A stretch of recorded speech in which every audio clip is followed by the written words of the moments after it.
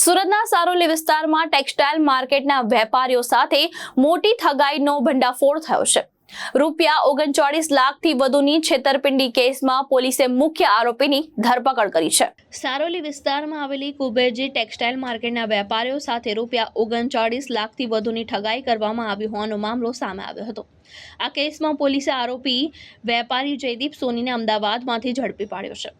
મળતી માહિતી મુજબ આરોપીએ દલાલ મારફતે વેપારીઓ પાસેથી કુર્તી સાડીનો મોટા પાયે માલ ખરીદ્યો।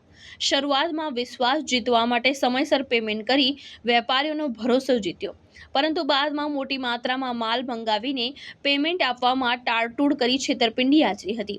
આ મામલે ભોગ બનનાર વેપારી વિજિત શાહે ફરિયાદ નોંધાવતા સારોલી પોલીસ મથકે ગુનો નોંધાયો હતો। તપાસ દરમિયાન પોલીસે જયદીપ સોનીને ઝડપી પાડ્યો છે અને આ કેસમાં કાપડ દલાલ તોલરામ ગુરનાની હજુ પણ ફરાર છે। ઝડપાયેલા જયદીપ સોની વિરુદ્ધ અગાઉથી 5 ગુના નોંધાયેલા હોવાનું સામે આવ્યું છે। હાલ સમગ્ર મામલે સારોલી પોલીસે વધુ તપાસ હાથ ધરી છે। ભાવેશ ઉપાધ્યાય, દ્રષ્ટિકોણ ન્યૂઝ, સુરત।